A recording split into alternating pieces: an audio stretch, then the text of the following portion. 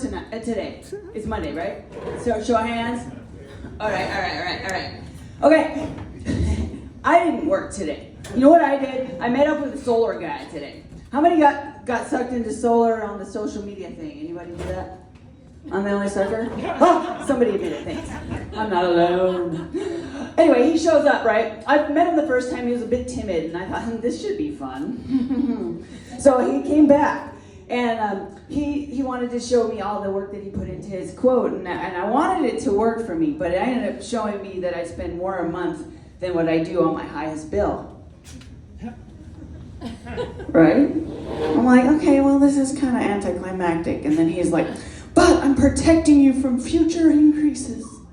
And I'm just like, okay, I get it, but the return on investment isn't going to happen for me as soon as I need it to be, because maybe I'm a little bit older than you, but maybe you don't get it, but that's cool, man. And he got up from that couch and he just like, you're getting awfully aggressive. And I was sitting on the floor and he was talking down to me, and I'm like, what the fuck is going on?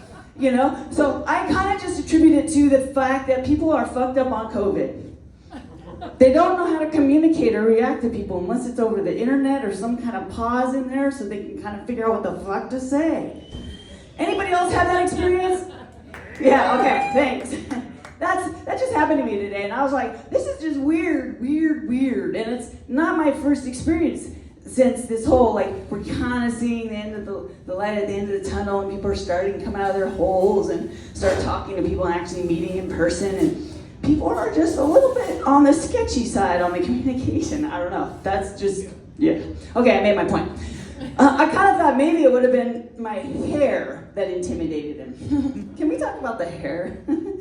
How many would take a gander or a guess or a stab at the fact that I might be gay? Oh, one guy, thanks. All right, so he kind of helped me out with my point. My point is, I came to bed with long hair, and I was, used to having long hair, and I got some advice from this woman that might get a girlfriend faster if I cut my hair. So I was open, and I was like, whatever. I cut my hair, and there were unexpected consequences, like I'm out.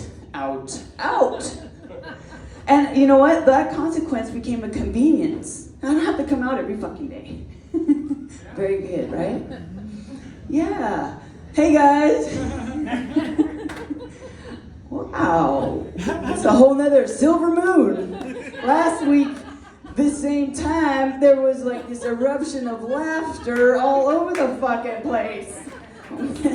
This is so good education for me. Thanks guys, glad it's open mic and you're not paying for this shit.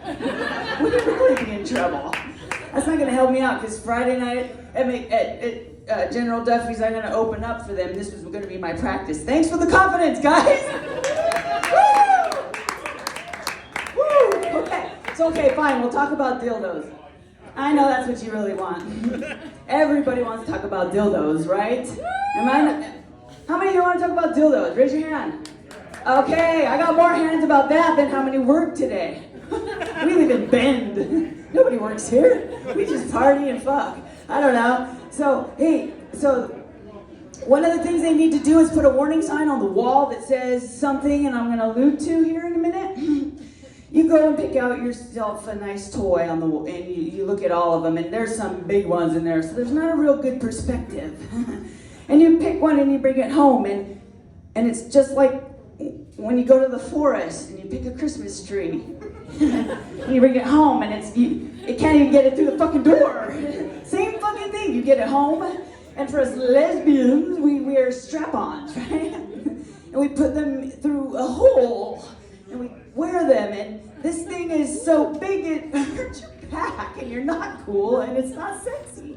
So the warning sign needs to say, items appear bigger in the store than they do in your bedroom. It would be so helpful. I'd save so much money.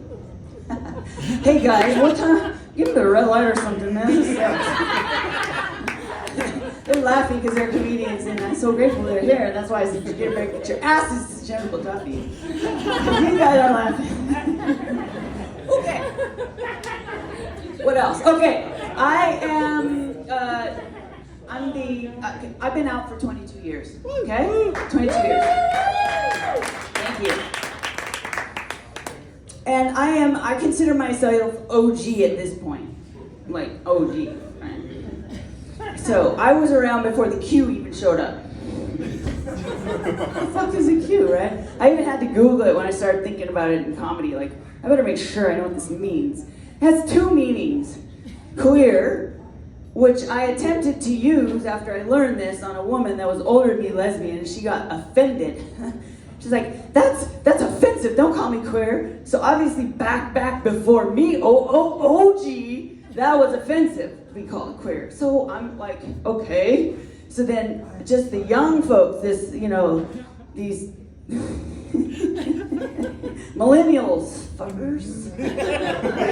You make everything so confusing.